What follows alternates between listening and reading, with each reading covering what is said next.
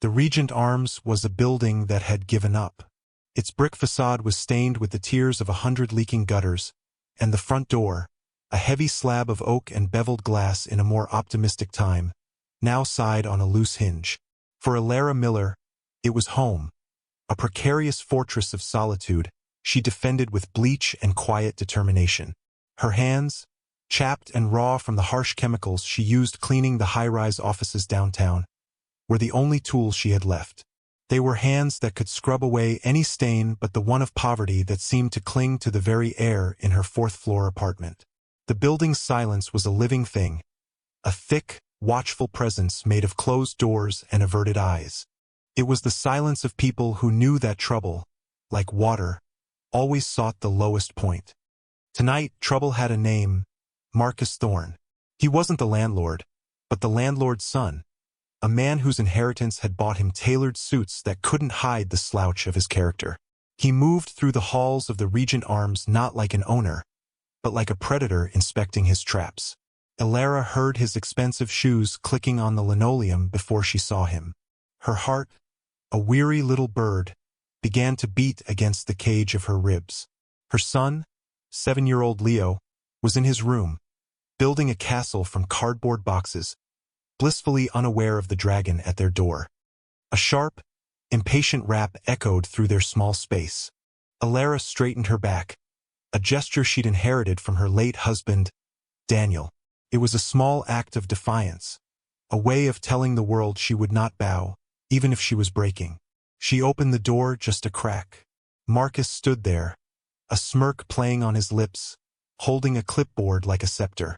He was flanked by the building's superintendent, a defeated man named Carl whose eyes were permanently fixed on the floor. "Miller," Marcus said, his voice smooth and condescending, "we're conducting a mandatory tenant wellness inspection. Seems you're a little behind on your utility surcharge." He wasn't looking at her, but past her, his gaze sweeping over her meticulously clean but threadbare apartment. He saw the worn sofa, the mended curtains, the faint water stain on the ceiling she'd reported 3 times. He saw weakness. "I paid the rent on the 1st, Alara said, her voice barely a whisper but firm. "The full amount." "Rent? Yes," he purred, tapping his pen on the clipboard. "But the surcharge for enhanced hallway maintenance was due yesterday. It's an extra 50, plus the late fee, of course. Another 50. You owe me $100. Now." It was a lie. There was no surcharge. It was just another way to squeeze blood from stones. Behind her, in the hall, she could feel the other doors. Not open, but not fully closed. Mrs. Gable in 4B, the young couple in 4A. They were listening. Their silence was a verdict, a judgment on her inability to keep the wolves at bay. Their silence made her feel utterly, terrifyingly alone. Leo's small voice drifted from the other room. "Mom? Who is it?" Alara's blood ran cold. She pressed her body against the door, trying to shield her son from the poison in the hallway. She looked at Carl, a desperate plea in her eyes, but he just shuffled his feet. Her lips formed the words, a silent prayer into the stale air of the hallway, a plea to a God she wasn't sure was listening anymore. "Please don't let him in." Marcus's smirk widened. He'd heard Leo. He leaned forward, his cologne a cloying, invasive scent. "Let's not make this unpleasant in front of the boy, shall we?" He placed a hand on the door and pushed. Not hard, but with an assumption of ownership that was more violating than force. The door swung inward, and the fragile peace of Alara's home was broken. The silence from the neighboring apartments became absolute, the sound of locks clicking shut, one by one. The community had rendered its final judgment. She was on her own. The dragon was inside her castle. The apartment, though small, was Alara's sanctuary. Every surface was clean, a testament to her daily battle against the building's inherent grime. A small pot of basil sat on the windowsill, its green leaves a defiant splash of life against the gray cityscape. A child's drawing of a smiling sun was taped to the refrigerator. It was a space filled with a quiet love that Marcus Thorne seemed intent on desecrating with his very presence. He walked in as if he owned the air she breathed, his polished shoes scuffing the floor she had just mopped. Carl, the superintendent, hovered by the door, a miserable ghost tethered to his master. "Cozy," Marcus said, the word dripping with sarcasm. He ran a finger along a bookshelf, checking for dust and finding none. Annoyed, he looked for another flaw. His eyes landed on a hairline crack in the plaster near the ceiling. "Structural integrity issues. You'll have to cover the assessment for that. We'll add it to your file." "That crack was there when I moved in," Alara stated, her voice trembling slightly but holding its ground. "I noted it on the intake form. I've sent 3 maintenance requests about the leak that's causing it." Marcus waved a dismissive hand. "Paperwork gets lost. What matters is what I see right now. And I see a liability." He was an artist of cruelty, painting her into a corner with bureaucratic lies. He walked over to the small kitchen sink and turned on the tap. A rhythmic drip, drip, drip echoed the moment it was turned off. "Faulty washer. That's water waste. Another fine. I asked Carl to fix that last month," she said, her gaze flicking to the superintendent, who flinched as if struck. "My hands are tied," Carl mumbled to the floor. "Parts on backorder." "Excuses," Marcus snapped, silencing him. He turned his full attention back to Alara, his eyes cold and predatory. "The point is, you're a costly tenant, Miller. Between the surcharges and the fines for these damages, you're looking at $250, payable immediately, or we begin eviction proceedings." The amount was astronomical, impossible. It was more than she made in a week after taxes. He knew that. This wasn't about money. It was about power. It was the thrill of watching her hope extinguish. The air grew thick and suffocating. From the other room, Leo started to hum, a nervous little sound he made when he was scared. The sound pierced Alara's heart. Marcus heard it too, and a flicker of cruel inspiration lit his eyes. "Nice kid you've got," he said softly, the shift in tone more menacing than his shouting. "It's a tough world out there for a single mother. A boy needs a stable home, a place to feel safe. It would be a shame if he lost that." The threat was no longer veiled. It hung in the air between them, sharp and ugly. He was using her son, her everything, as a weapon against her. This was the final humiliation. He wasn't just trying to take her money or her home. He was trying to break her spirit, to prove that her dignity was a luxury she couldn't afford. Alara wrapped her arms around herself, a fragile shield against his venom. She could feel the weight of the building's silence pressing in on her, the collective decision of her neighbors to remain invisible, to sacrifice her for their own uneasy peace. Mrs. Gable's door, which had been cracked open, was now sealed shut. The finality of that sound was a blow, a confirmation that in this place, compassion was a ghost, and she was utterly alone with the monster in her house. After Marcus and his shadow left, the silence they left behind was different. It was hollowed out, echoing with threats and her own powerlessness. Alara walked on unsteady legs to the small, scratched wooden chest that sat at the foot of her bed. She lifted the lid. The scent of cedar and old leather rose to meet her, a ghost of a different time, a different life. Inside, nestled among folded sweaters and a few keepsakes, was a photograph in a simple silver frame. It was of her and Daniel, taken on their wedding day. He wasn't smiling a wide, toothy grin. Daniel's smiles were small, quiet things that lived mostly in his eyes. In the photo, those eyes were full of a fierce, protective love that felt a million miles away now. Daniel had been a mechanic, a man whose hands were perpetually stained with grease but were capable of the most delicate work. He could listen to an engine and diagnose its ailments like a doctor listening to a heartbeat. He understood the intricate dance of moving parts, the necessity of balance and integrity. He had lived his life by a similar code. "You don't have to be the loudest voice in the room, Elle," he used to tell her, his voice a low rumble against her ear. "You just have to be the truest." He believed that quiet strength was the only kind that lasted, that dignity was a shield no one could take from you unless you handed it to them.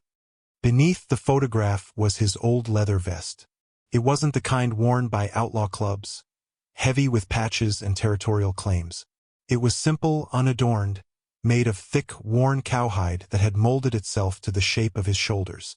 It still smelled faintly of him, of motor oil, sawdust, and the cheap cigars he'd smoke on the fire escape on summer nights. He'd told her stories, late at night, about his youth, about a period before he met her, when he rode with men he called his brothers. Not a gang, he'd insisted, but a brotherhood. Men who came together because the world had tried to break them apart. He'd walked away from that life for her and for Leo, choosing the quiet rhythm of family over the roar of the road. But he never lost the principles it had taught him. Loyalty, honor, standing for those who couldn't stand for themselves. "You protect your own," he'd said, his voice serious as he looked at a sleeping Leo.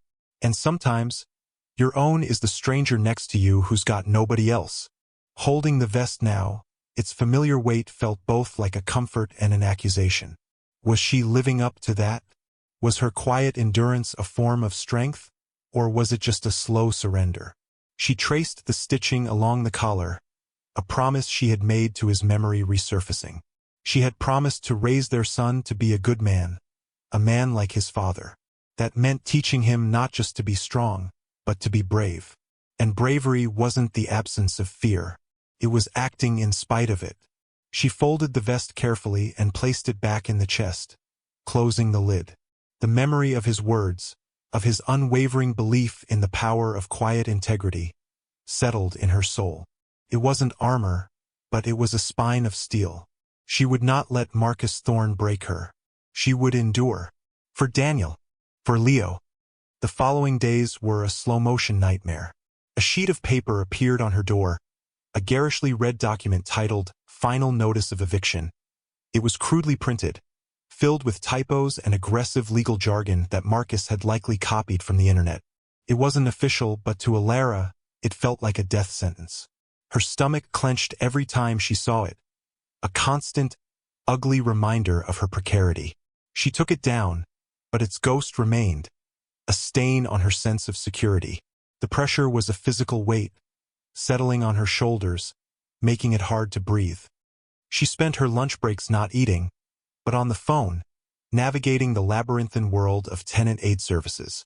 She was met with busy signals, automated menus, and the tired, overworked voices of people who promised to call her back and never did.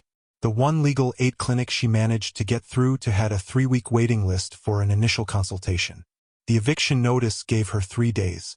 Hope was a dwindling resource, more precious and scarce than the money in her bank account, which now stood at a pathetic $73.14. That had to last her and Leo until her next paycheck, a week away. The change in her neighbors was the cruelest blow. Before, their silence had been passive, a form of self-preservation. Now it was active avoidance. When she walked down the hall, she could hear conversations halt, doors close softly. Mrs. Gable, who used to offer Leo a cookie when she saw him, now fumbled for her keys and hurried inside if she spotted them coming.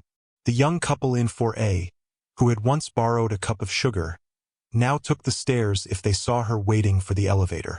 It was as if her misfortune was a contagion, and they were quarantining themselves from her. She was no longer a neighbor. She was a cautionary tale, a ghost haunting the hallways of her own home. The isolation was profound. It amplified Marcus Thorne's voice in her head, his taunts and threats echoing in the lonely quiet of her apartment.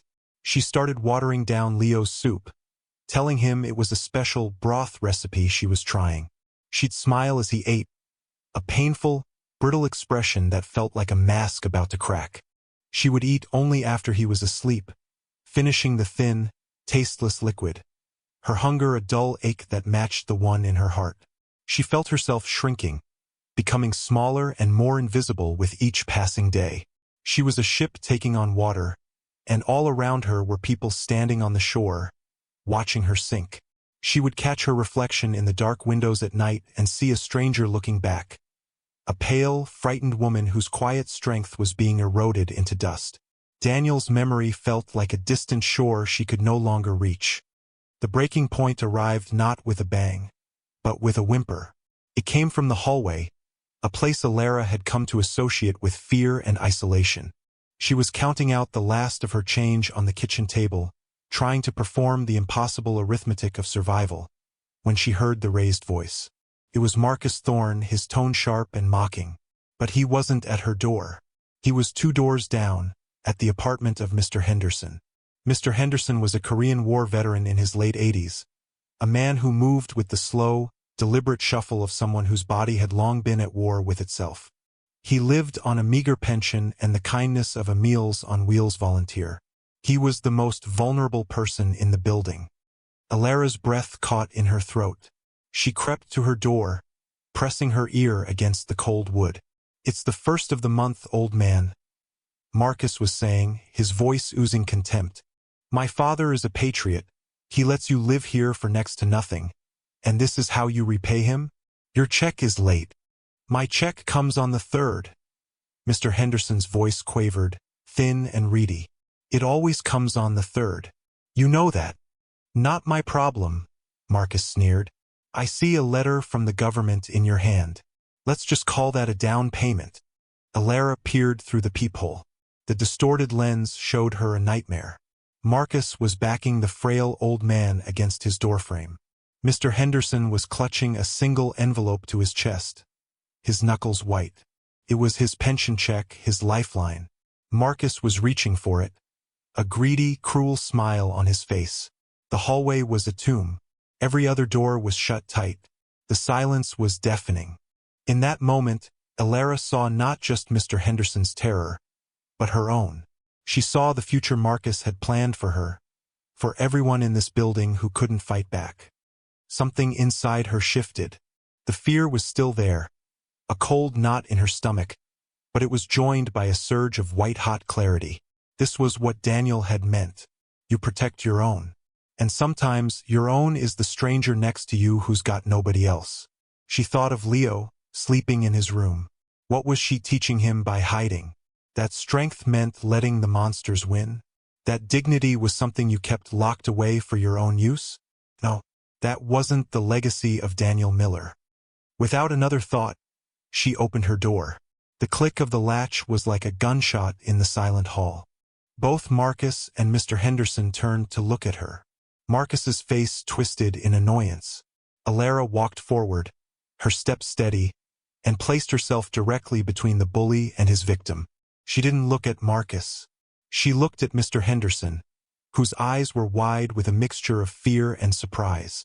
She gave him a small, reassuring nod. Then she turned to Marcus. She didn't raise her voice. She didn't plead. She simply held out her hand. In her palm lay the entirety of her worldly wealth. A crumpled 50, a 20, and 3 worn $1 bills. $73. Her grocery money, her bus fare, Leo's emergency medicine fund. "Take this," she said, her voice clear and unwavering, "and leave him alone." Marcus stared at the money, then at her, a look of disbelief on his face. He had expected tears, begging. He had not expected this quiet, defiant sacrifice. For a moment he seemed thrown. Then his customary sneer returned. He snatched the money from her hand. "Fine," he spat. "This covers your cleaning fee when I throw you out tomorrow." He gave her one last look of pure hatred, then turned and stalked away down the hall. Alara didn't watch him go. She turned to Mr. Henderson, who was leaning against his door, his breath coming in ragged gasps. "Are you all right, sir?" she asked softly. He could only nod, his eyes shining with unshed tears. For the first time in a long time, the silence in the hallway wasn't empty. It was filled with the echo of a quiet woman's courage. The sound of Alara's door opening had been a rupture in the building's silent contract of non-involvement. And through that rupture, something new began to seep in. Behind the door of 4B, Mrs. Gable had watched the entire exchange through her peephole, her hand over her mouth. She had seen the frailness of Mr. Henderson, the predatory cruelty of Marcus Thorne, and the astonishing, quiet courage of the woman she had been actively avoiding. She saw Alara offer up her last dollars, not for herself, but for a neighbor. The sight filled her with a profound and burning shame. Her fear, which had felt so rational and necessary just moments before, now seemed small and cowardly. She had locked her door to protect herself, but in doing so, she had locked out her own humanity. Further down the hall, the young couple in 4A had heard it all.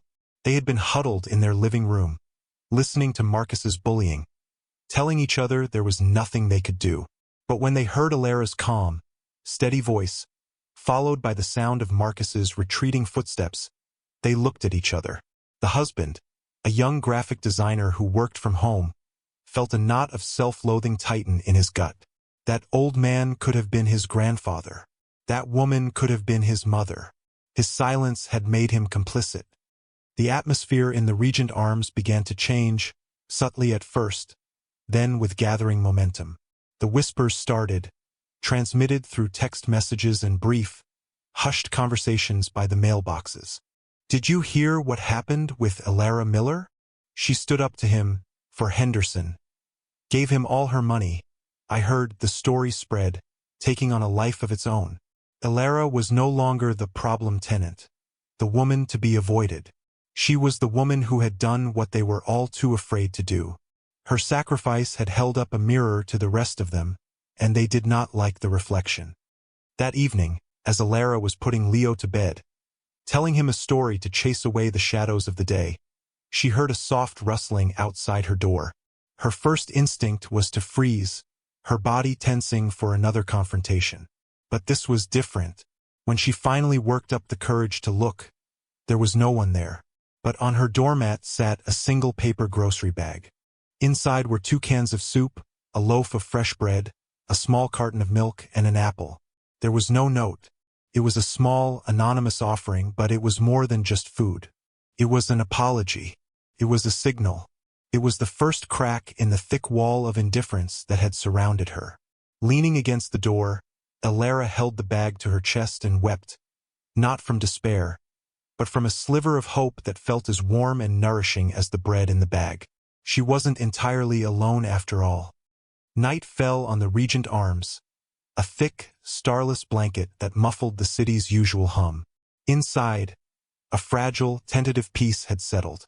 But just before midnight, a new sound began. It was a low, distant rumble, a vibration felt more than heard, as if the earth itself was clearing its throat. Alara, sitting by the window long after Leo had fallen asleep, felt it in the soles of her feet. The rumble grew steadily, deepening into a guttural growl that seemed to be coming from everywhere at once. It wasn't the sound of a passing truck or a subway train. This was something else, something primal and menacing. The windows of her apartment began to vibrate. Mrs. Gable's lights flicked on across the hall. The young couple in 4A peered out their own window. The growl became a roar, a rolling wave of thunder that wasn't from the sky but from the street below. It was the sound of engines, dozens of them, all synchronized in a deafening chorus of raw power. Lights swept across the building's stained facade, a river of single, piercing headlamps flooding the street. Alara looked down. What she saw stole her breath. Motorcycles. Not a few, but a sea of them. They poured onto her block from both ends, a tide of polished chrome and black leather. They moved with a disciplined, intimidating grace, filling the street from curb to curb. One became 10, then 50, then what looked like 150.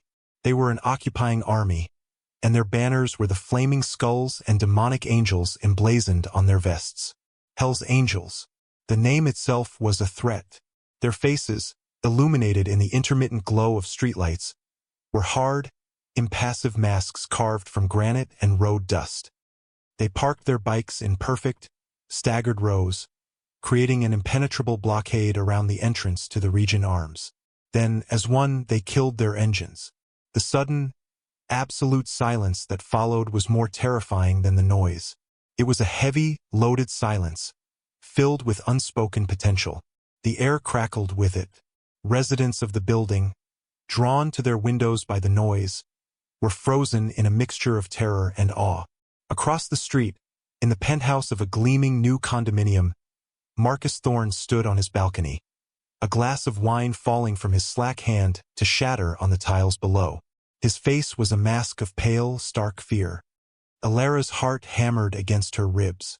Her first thought was that it was him, that Marcus had hired these men, thugs, to finish the job, to throw her and Leo out onto the street in the most brutal way imaginable. She rushed to Leo's room, her mind racing. She gently shook him awake. "Leo, honey, we need to be very quiet." He looked at her, his eyes wide with sleepy confusion and fear. She pulled a chair against the apartment door, a futile, pathetic gesture against the force assembling below. She held her son tight, her body a shield, and whispered the words that had become her constant prayer, this time with a new and desperate urgency. "Please don't let them in." She was so consumed by her terror. She didn't realize that this army had not come to lay siege, but to stand guard.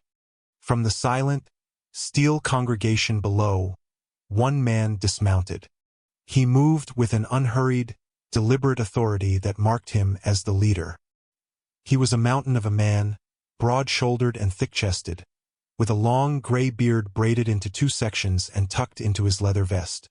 His face was a roadmap of hard miles and harder fights, but his eyes, when they caught the light, were surprisingly clear and intelligent. The large patch on his back read President. The smaller one over his heart simply said Preacher. He walked toward the entrance of the Regent Arms, the sound of his heavy boots echoing in the unnerving quiet. The few tenants who had dared to venture into the lobby shrank back into the shadows, their fear a palpable thing. Preacher paid them no mind. His focus was singular. He didn't go to Alara's door. Instead, he walked directly to 4D, the apartment of Mr. Henderson, and knocked. The sound was not the aggressive rap of a collector, but a gentle, respectful tap. After a long moment, the door creaked open a few inches. Mr. Henderson peered out, his old eyes clouded with fear. He saw the intimidating figure, the club colors, and began to close the door. "Henderson." Preacher's voice was a low, gravelly rumble, but it held no menace. "Samuel Henderson? They called you Sammy the Wrench in Incheon." The old man froze. The name was a ghost from a lifetime ago, from the mud and grease of a motor pool halfway around the world. He opened the door wider. "Who are you?" "My name's John," Preacher said. "My father was Sergeant Frank Tank Kowalski. You served with him. You kept his jeep running when no one else could." Recognition dawned in Mr. Henderson's eyes, followed by disbelief. Tank's boy? My God, he had made a call earlier that evening, after Alara had saved him. He hadn't known who else to turn to. He had a number, scribbled on a yellowed piece of paper, for a veteran support network that was more of a whisper than an official organization. He had told the gruff voice on the other end of the line what had happened, about the worthless landlord's son, but more importantly, about the quiet maid who had sacrificed her last dollar for an old soldier she barely knew. He never imagined it would lead to this. Preacher nodded. "My father always said you were the best man he ever knew, and that you never left a brother behind. You made a call on behalf of a neighbor. We heard you." He placed a heavy, reassuring hand on the old man's shoulder. "Now we're here." Then Preacher turned and walked the few steps to Alara's door. He knocked with that same surprising gentleness. Alara, huddled inside with Leo, flinched. "Who is it?" she called out, her voice thin with terror. "Ma'am, my name is John," he said, his voice muffled by the door. "I'm not here to cause you any trouble. I just need to ask you a question. Was your husband's name Daniel Miller? Did they ever call him Deacon?" The name hit Alara like a physical blow. Deacon. It was a name from a past he had never fully shared with her, a name that belonged to the man in the leather vest. She slowly, hesitantly, unblocked the door and opened it a crack. She stared up at the giant biker, her fear warring with a profound confusion. She could only nod. Preacher's hard face softened, the lines around his eyes crinkling. "I thought so," he said, his voice filled with a strange, sad reverence. "Deacon founded our chapter. He was first 9. He taught us our code, the one that says we don't let bullies hurt good people. He walked away to build a life with you, and we respected that. But that doesn't mean he stopped being our brother." He looked from her to the wide-eyed boy hiding behind her legs. And that doesn't mean we stop protecting his family. He swept his arm back towards the silent army in the street. Deacon's wife, he said, his voice now loud enough for the listening neighbors to hear. You and the boy are under our protection. Your family. The bikers were not an army of destruction. They were an army of construction. Their purpose became clear as the sun began to hint at its arrival, painting the eastern sky in shades of gray and bruised purple. They moved with a quiet, disciplined efficiency that was more unnerving than any overt threat could ever be. A half-dozen of them, led by a man with Sarge stitched on his vest, entered Alara's apartment. She watched, stunned, as they respectfully moved her furniture to the center of the room and covered it with drop cloths. They were not thugs. They were plumbers, electricians, carpenters. One man, with hands the size of dinner plates, delicately replastered the crack in her ceiling, his movements precise and practiced. Another took apart the leaking faucet and replaced the washer with a part from a tool roll that contained more specialized equipment than the building's entire maintenance closet. They worked in near silence, communicating with hand gestures and grunts, a well-oiled machine of quiet competence. While her apartment was being repaired, another, smaller group paid a visit across the street. Preacher, flanked by two of his most imposing lieutenants, walked into the gleaming, sterile lobby of Marcus Thorne's luxury condominium. The night doorman, paralyzed with fear, could only watch as they entered the elevator and ascended to the penthouse. There was no shouting, no violence. Preacher simply sat down opposite a pale, trembling Marcus Thorne and laid out the new terms of existence at the Regent Arms. All phony surcharges and fines would be refunded. Rents would be frozen for a year. Every pending maintenance request in the building would be fulfilled within the week, using a list of contractors Preacher just happened to have on hand. There would be no more harassment, no more threats. This is my father's building, Marcus blustered, his voice a pathetic squeak. Preacher leaned forward, his calm more terrifying than any rage. This is Deacon's family's building now, he said, his voice a low promise of consequence. And we'll be checking in. Regularly, he didn't need to say more. The image of 150 silent men standing guard outside was a more eloquent threat than any words could be. The transformation was not limited to the bikers. As dawn broke, the residents of the Regent Arms, drawn out by the quiet industry, began to emerge from their apartments. They saw the bikers working not as a menace, but as a force for order. And shame gave way to inspiration. Mrs. Gable appeared first, carrying a large, steaming pot of coffee and a stack of mismatched mugs. She offered one to the biker fixing Alara's plaster, her hand trembling slightly. He stopped his work, nodded his thanks, and took the mug. The young husband from 4A, seeing an opportunity to atone for his cowardice, grabbed his own toolbox and began helping another biker fix a broken handrail in the hallway. Soon others joined in. People who hadn't spoken to each other in years were now working side by side, sweeping floors, cleaning windows, patching small holes. They were no longer a collection of isolated, fearful tenants. They were a community, brought together by the quiet dignity of one woman and the unexpected loyalty of the men in leather. Alara stood in her doorway, watching this quiet revolution, a sense of belonging blooming in her chest, fragile but real. By the time the first rays of direct sunlight streamed through the newly cleaned hallway windows, the work was done. Alara's apartment was not just repaired. It felt renewed, the water stain gone, the faucet silent, the air clear. The bikers packed up their tools with the same quiet efficiency they had displayed all night. The Regent Arms itself seemed to stand a little taller, its shame scrubbed away alongside the grime. It was time for them to leave. The bikers gathered on the street, a silent congregation preparing for their exodus. Preacher approached Alara one last time. She stood in her doorway, Leo holding tightly to her hand, no longer afraid but watching the men with wide, curious eyes. In his hands, Preacher held a folded leather vest. It was Daniel's. She recognized the specific wear marks on the shoulders, the faint discoloration on the collar. It was the same vest she kept in the chest at the foot of her bed. She looked at him, confused. We, borrowed it, he said, a hint of a sheepish grin touching his lips. Had something to add, he unfolded it and turned it around. It was just as she remembered it, except for one addition. Sewn carefully onto the back, just below the collar, was a single new patch. It didn't bear the club's demonic insignia. It was simpler, more profound.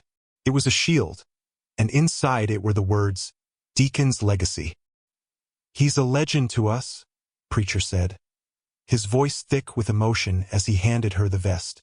"A man who chose love and family, but never forgot his brothers. This patch, it's not a club patch. It's a mark of honor. A symbol. It means that anyone who wears it or is protected by it is under our watch.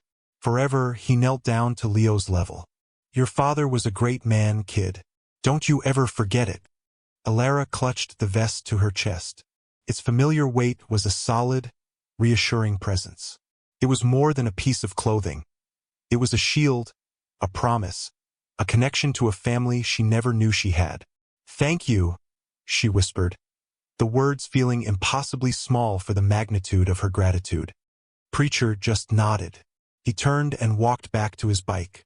One by one, the engines roared to life, not with the menacing growl of their arrival, but as a thunderous, rolling salute. It was a chorus of respect, a declaration that echoed off the surrounding buildings.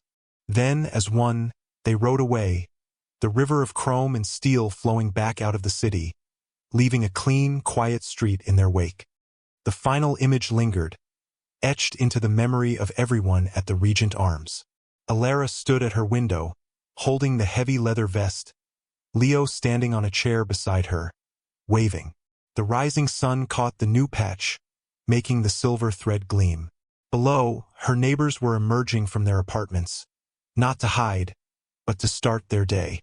Mrs. Gable caught her eye and gave her a small, genuine smile.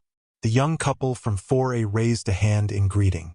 The silence that settled over the building was no longer one of fear or isolation. It was a silence of peace, of community, of a respect that had been quietly, bravely earned. Alara draped the vest over the back of a chair, a guardian watching over her home. Her dignity was intact, her future uncertain, but for the first time in a very long time, she did not feel alone. She was home,